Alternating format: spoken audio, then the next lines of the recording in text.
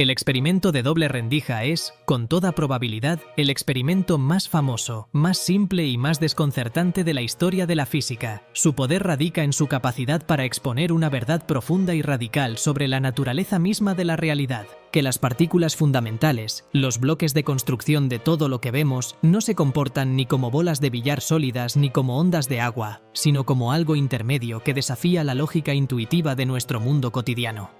Este experimento es el corazón de la mecánica cuántica, esa rama de la física que describe el reino de lo infinitamente pequeño. Para entender por qué este experimento es tan perturbador, lo desglosaremos utilizando analogías de objetos y situaciones que experimentamos todos los días, separando los resultados clásicos de los resultados cuánticos. Dale like, suscríbete y comparte.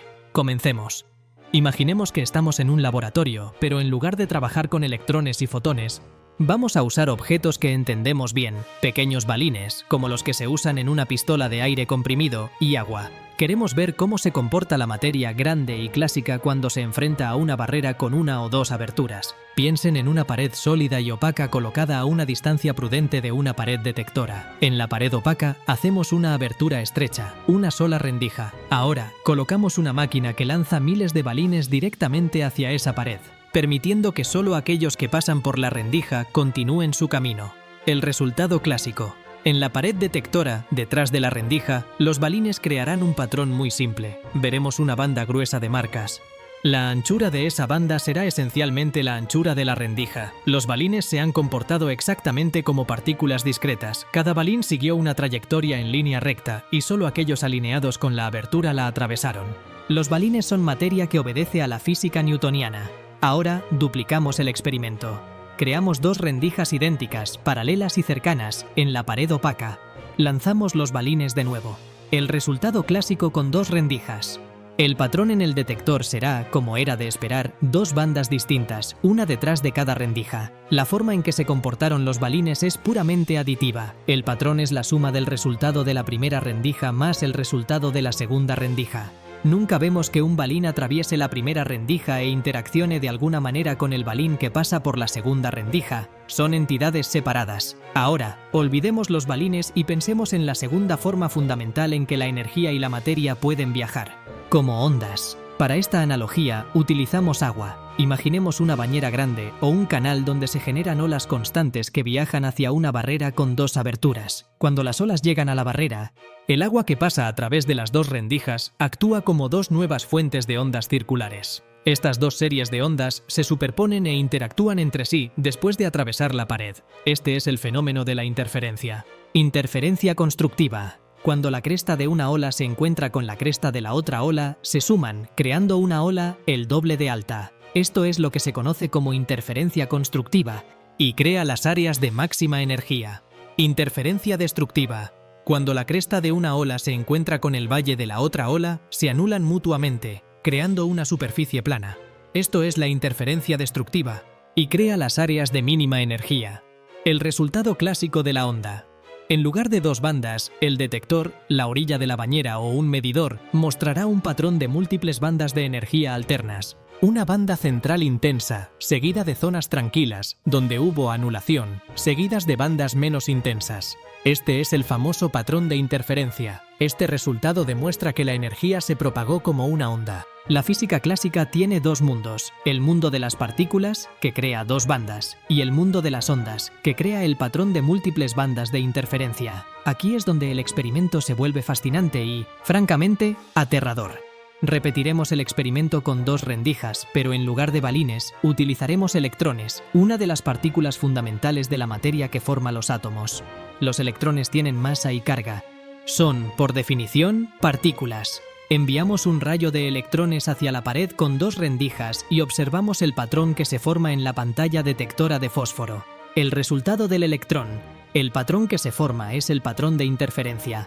No vemos las dos bandas esperadas para las partículas, vemos las múltiples bandas alternas características de las ondas. Los electrones, que sabemos que son partículas, se comportaron como ondas de agua. Este resultado es profundamente ilógico. ¿Cómo puede una partícula sólida crear un patrón de interferencia? Solo puede hacerlo si de alguna manera el electrón pasó por ambas rendijas al mismo tiempo para interferir consigo mismo. de la misma manera que las olas de agua. Esto sugiere que el electrón no existe como un punto definido en el espacio, sino como una onda de probabilidad que se propaga por las dos aberturas simultáneamente. La respuesta más obvia de un físico clásico sería: quizás los electrones están chocando entre sí después de pasar por la rendija. Para eliminar esta posibilidad, los científicos ajustaron la máquina para disparar los electrones uno a uno. Cada electrón es lanzado solo cuando el anterior ya ha impactado en la pantalla detectora. El proceso es lento. El primer electrón golpea, parece aleatorio. El segundo electrón golpea, sigue siendo aleatorio. Pero a medida que se acumulan cientos, miles y luego cientos de miles de impactos individuales en la pantalla detectora, emerge el patrón. Y el patrón que emerge es, de nuevo, el patrón de interferencia de las ondas. Este resultado es la prueba irrefutable de la locura cuántica. Esto significa que cada electrón individual de alguna manera ha viajado a través de ambas rendijas a la vez e interfirió consigo mismo. El electrón, antes de ser detectado, no existe como una partícula localizada. Existe en lo que la mecánica cuántica llama una superposición de estados, lo que implica que toma todos los caminos posibles simultáneamente.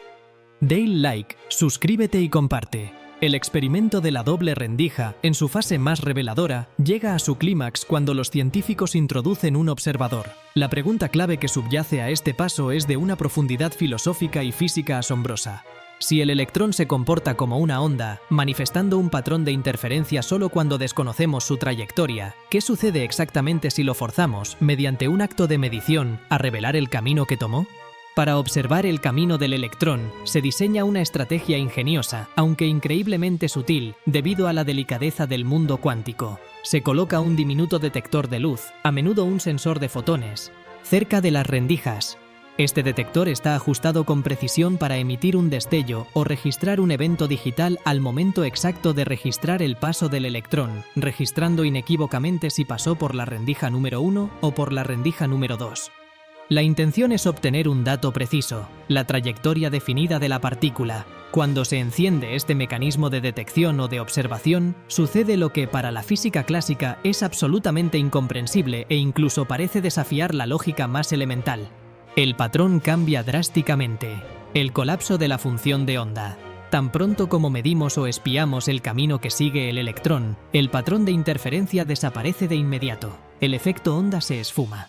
En su lugar, el patrón en la pantalla detectora vuelve al resultado clásico esperado, el mismo que obtendríamos al lanzar objetos macroscópicos, como balines o pelotas. Se observan solamente dos bandas concentradas, ubicadas directamente detrás de cada una de las rendijas. Esto indica que el electrón ahora se comporta estrictamente como una partícula, pasando solo por una de las dos aberturas. El significado fundamental del colapso. Este fenómeno es el núcleo del enigmático efecto del observador en el ámbito cuántico, un concepto que redefinió la relación entre el sujeto y el objeto de estudio. El simple acto de medir, de obtener información precisa sobre la trayectoria del electrón, su posición definida, ejerce una interacción lo suficientemente fuerte como para que la onda de probabilidad se rompa o colapse. El electrón, que previamente existía en un estado de superposición, una onda que parecía pasar simultáneamente por las dos rendijas, es forzado a elegir un único estado o camino, y por lo tanto se comporta instantáneamente como una partícula clásica que solo pasa por una de las rendijas. La mera posibilidad se reduce a una certeza.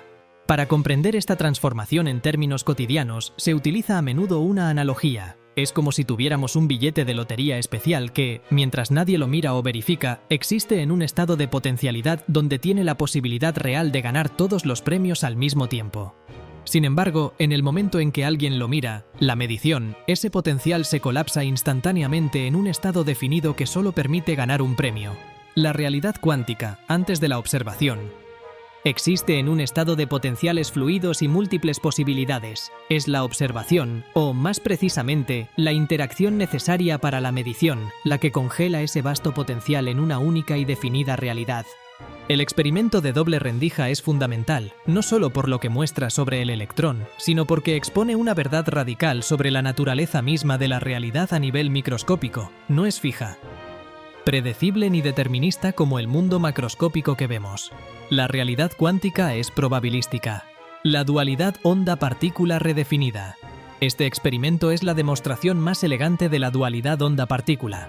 Nos enseña que las partículas fundamentales como los electrones y los fotones, las partículas de luz, no son exclusivamente una cosa o la otra, poseen la propiedad de la dualidad, lo que significa que pueden exhibir las características de una onda, la interferencia que ocurre cuando no son observadas, o las características de una partícula, la trayectoria definida que ocurre cuando son observadas, dependiendo exclusivamente de cómo interactuamos con ellas o de la configuración del aparato experimental.